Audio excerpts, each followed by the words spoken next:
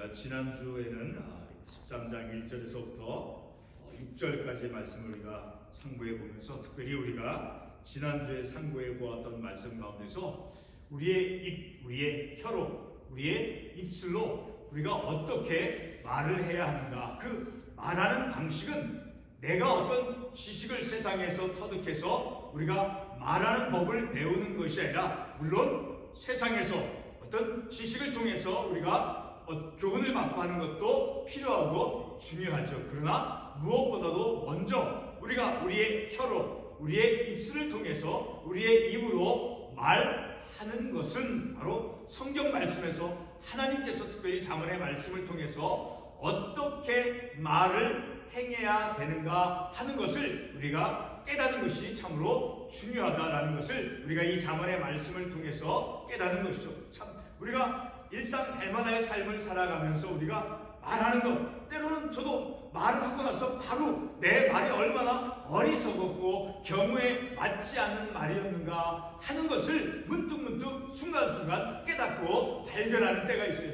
그만큼 우리는 우리의 말이 내 입술로, 내 혀로, 내 입을 통해서 나오는 그 표현되어지는 그 말은 내 마음과 내 생각이 담고 있는 그것을 표현하는 것이에요.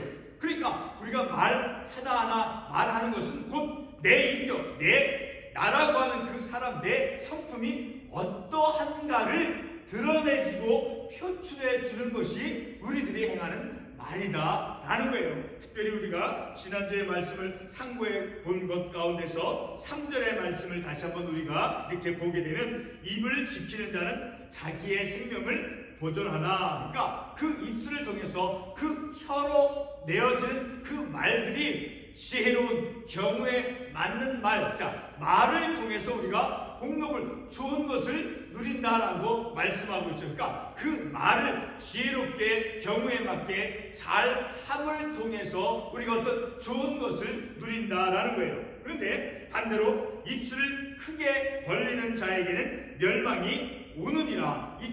입을 크게 벌린다라고 하는 것은 잠언의 말씀을 통해서 비난하고 험담하고 부정적인 말을 하는 것을 뜻한다라는 것을 알죠. 자, 그런데 입술을 크게 벌리는 자에게는 결과가 어떤 결과가 온다라고 말씀하고 있습니까? 멸망이라고 하는 그 단어, 자 멸망이라고 하는 그 말이 얼마나 큰 그 무게가 담겨있는 큰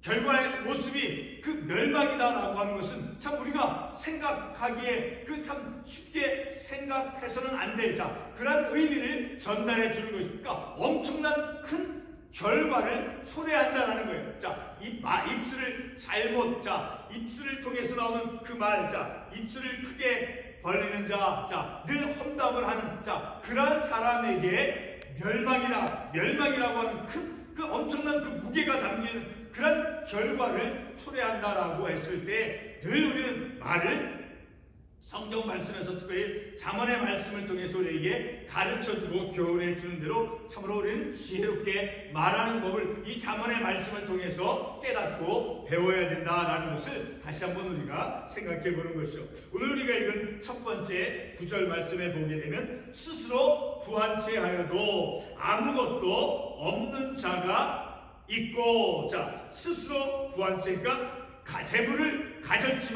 재물을 많이 가졌지만 아무것도 없는 자, 그러니까 많은 재물을 가지고 있었지만 그 재물이 헛되이 낭비되어지고 그 재물을 잘 지혜롭게 관리하지 못해서 재물이 많았지만 그래서 스스로 부한 채 하여도 가난한 아무것도 없다라고 하는 것은, 자 그 가진 물질, 재물들을 어리석게 잘못 관리해서 가난하게 되었다라는 것을 또한 우리가 생각해 볼 수 있는 것이죠. 그런데 스스로 가난한 채 하여도 내가 많이 있지만 재물을 많이 가지고 있지만 그러나 겸손하게 마치 가난한 사람처럼 내가 그렇게 어떤 모습을 내가 보인다 할지라도 재물이 많은 자가 있다는 거예요. 내가 애써 부자지만 검소하게 삶을 살아가고 하더라도 부자가 재물이 많은 자가 있다라는 거예요. 그러니까 어떤 사람은 가난한 가운데서 부유하다라는 그런 의미를 전해주죠. 자, 우리 가난한 가운데도 부유한다라고 하는 것은 내가 많은 재물이 있어서 다시 반복하지만 내가 청렴하게, 자, 그렇게 검소하게 삶을 살아도 내 부유함이 감춰지지 않는다는, 내가 가난한 채에도, 자, 가난한 가운데서 부유하다라는 것을, 자, 그 말씀을 우리가 어떤 것으로 우리가 예를 들어서 다시 한번 이해해 볼 수 있겠습니까? 같은 잠언 19장 7절 말씀을 한번 가보겠습니다. 잠언 19장 7절의 말씀을 보게 되면,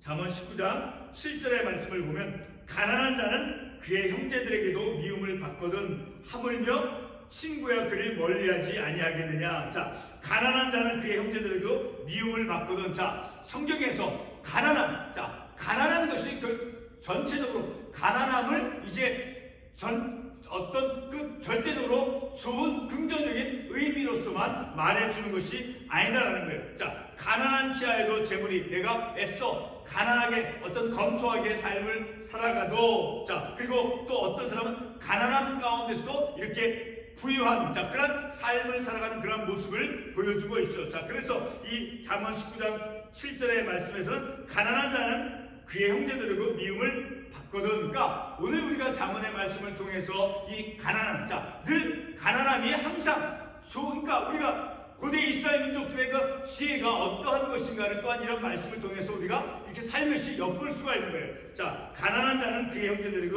미움을 받거든. 그래서 이 손을 놀려서, 잠언의 말씀이 나오죠. 손을 놀려서 부지런하게 해서 재물을 모으는, 그래서 부유함, 그러니까 하나님의 말씀 안에서 우리가 그 재물을 얻는, 자, 그런 것을 우리는 또한 생각해 볼 수 있어야 된다라는 거예요. 계속해서 8절의 말씀을 보게 되면, 사람의 재물이 자기 생명의 속전일 수 있으나 그 반대로 부자의 재물과 그리고 반대로 가난한 자는 협박을 받을 일이 없느니라. 그러니까 사람의 재물, 어떤 많은 재물을 가지고 있는 그 부자의 재물이 어떤 사람들로부터 위협의 대상이 될 수도 있다라는 거예요. 그러나 반면에 그런 부자의 재물, 많은 재물을 가지고 있는 부자와 달리 가난한 자는 협박을 받을 일이 없느니라. 그러니까 가난한 자는 빼앗길 것이 없죠. 다른 사람으로부터 이 빼앗길 것이 재물이 없기 때문에 협박을 받지 않는다라는 것을 우리가 이 말씀을 통해서 알 수 있으니까, 많은 재물을 가지고 있을 때와 그리고 재물이 비록 없지만 가난하지만, 자, 많은 재물을 가지고 있는 사람에게는 그 재물이 어떤 세상의 위협의 대상이 될 수 있지만, 그러나 가난한 사람은 그 빼앗길, 협박받을 그런 재물이 없다라는 거예요. 그러니까 부자와 가난한 사람, 그 가난한 사람에게는 어떤 것이 안전할 수 있다라는, 자, 어떤 유익이 있을 수 있다 하는, 자, 그런 우리가 지혜나 교훈을 우리가 받을 수 있는 것이죠. 9절 말씀에서 보게 되면, 악인의 빛은 환하게 빛나고, 의인의 빛은 환하게 빛나고 악인의 등불은 꺼지느니라. 자, 여기서도 9절에서 의인과 악인의 그 대조적인 반대되어지는 그런 개념의 말씀이 나오죠. 자, 의인의 빛은 환하게 빛나고, 왜 의인의 빛은 환하게 빛이 나겠습니까? 자, 우리 시편 18편 28절의 말씀을 통해서 이 말씀을 이해해 보도록 하겠습니다. 시편 18편 28절 말씀.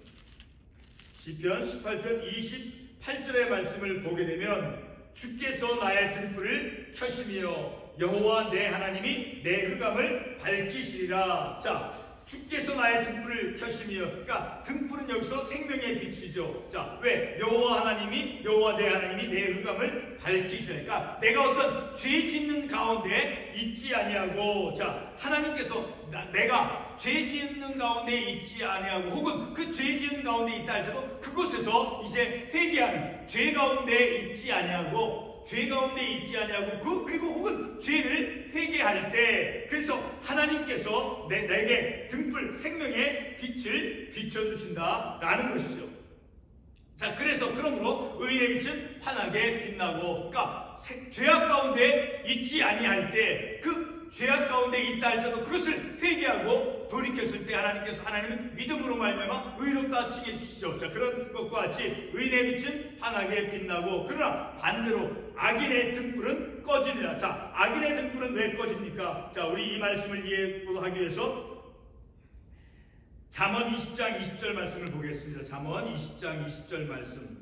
잠언 20장 20절에서 어떻게 말씀하고 있습니까? 잠언 20장 20절. 자기의 아비나 어미를 저주하는 자는 그의 등불이 흑암 중에 꺼짐을 당하리라. 어미를 저주하는 자, 그것은 곧 죄를 범하는 자지요. 그 죄를 범하는 자에게는 자, 그 죄로 말미암아 등불이 꺼짐을 당한다는 거예요. 죄로 말미암아 죄 가운데 거함으로 그 빛에 거하지 않는다라는 거예요. 죄로 말미암아 저주하는 자, 죄를 범함으로, 그래서 죄로 말미암아 등불이 흑암 중에 꺼진다는, 그 죄를 범하는 자는 흑암 가운데 있다라는 것을 우리가 이 말씀을 통해서 이해해 볼 수 있는 것이죠. 자, 계속해서 10절의 말씀을 우리가 보도록 하겠습니다.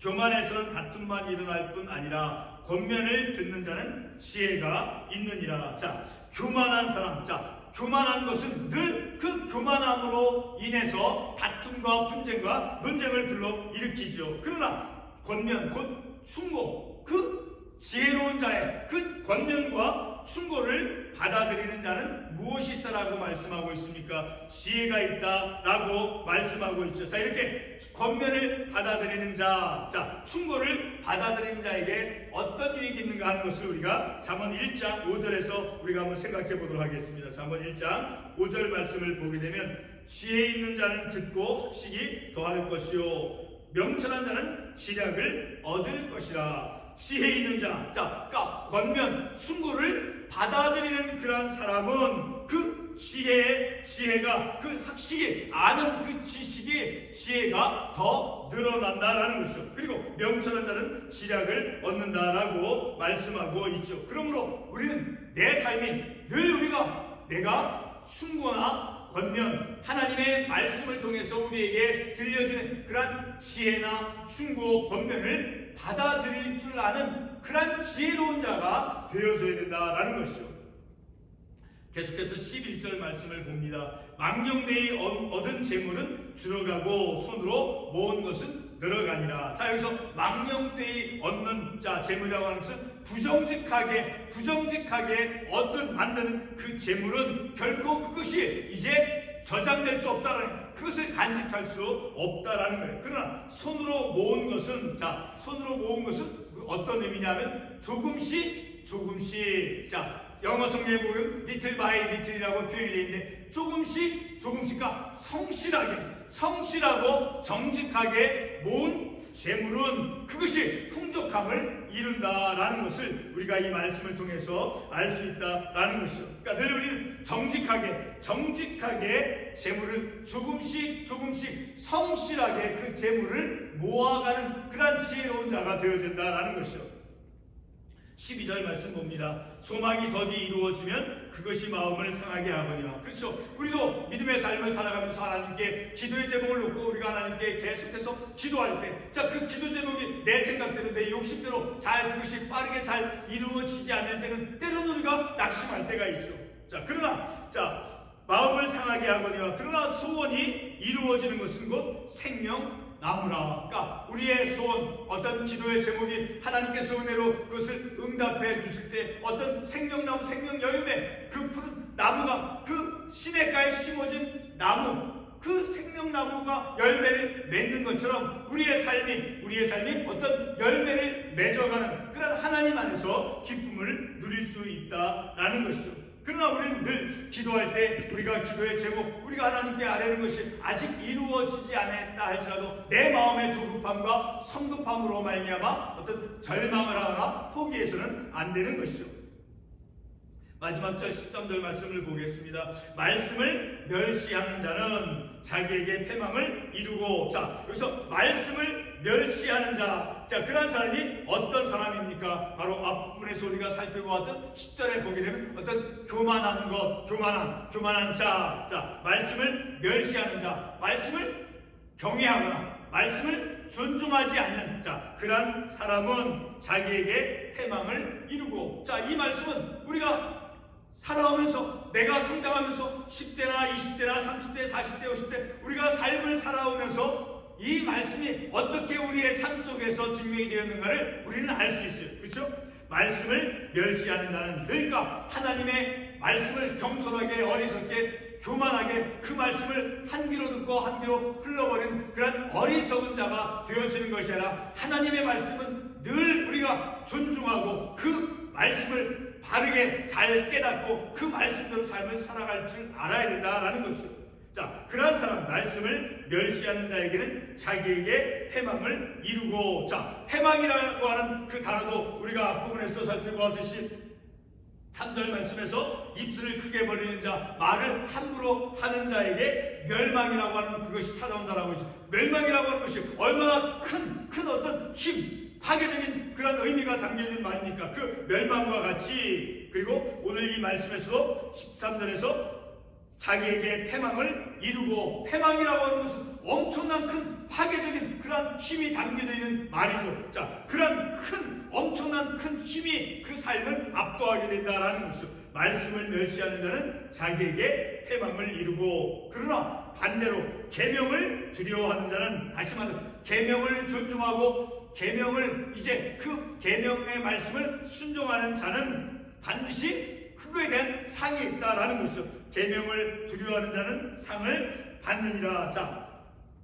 본문 마지막 절 우리 24절 말씀을 보게 되면, 매를 아끼는 자는 그의 자식을 미워함이라, 자식을 사랑하는 자는 근실히 징계하느니라. 이 말씀과 같이 매를 아끼는 자, 그러니까 하나님의 말씀을 통해서 부모나 어떤 교사가 하나님의 말씀을 통해서 권면하고 훈계하고 징계하는 것, 그것은 바로 곧 무엇을 이루기 위함인 거예요. 그 권면을 받고 매를 통해서, 말씀을 통해서, 어떤 징계를 받음을 통해서 이제 하나님의 말씀을 존중하고 하나님을 두려워하는 그런 믿음의 삶을 살아가도록 태도를 만들어주죠. 그와 같이 계명을 두려워하는 자는 상을 받느니라. 곧 하나님의 말씀을 경외하고 순종하는 자에게는 하나님께서 그거에 대한 보상을 해주신다라는 것을 우리가 이 말씀을 통해서 깨닫는 것이죠. 오늘 우리가 상고해본 이 말씀을 통해서 늘 우리는 우리의 믿음의 삶이, 모든 우리의 삶이, 어저께 우리가 살아왔던 삶의 내용이나 또 내일 우리가 삶을 살아가야 될 삶의 내용, 모든 것, 우리가 말하는 것, 우리가 세상 속에서 경제활동을 하는 것, 모든 내 삶에 내가 세상을 바라보는 그런 세계관, 그 모든 것이 바로 하나님의 말씀의 관점으로 바라보고, 우리가 이 세상에서 어떤 활동, 경제적인 활동이라든가 다른 어떤 육신적인 활동, 그 모든 활동, 우리의 생각하고 우리가 삶을 살아가는 모든 근원의 그 기초는 바로 하나님의 말씀, 특별히 이런 잠언의 지혜 말씀을 통해서 우리가 삶을 살아가야 된다. 그러니까 삶의 방식, 삶의 어떤 규칙, 모든 삶의 규칙, 방식, 그것은 바로 잠언의 이 말씀, 이런 말씀을 통해서 우리가 삶의 기초를 튼튼하게 세워져 가면서 우리가 우리 삶을 살아가야 된다라는 것을 다시 한번 이 아침 시간에 우리가 깨닫는 것입니다. 기도하겠습니다.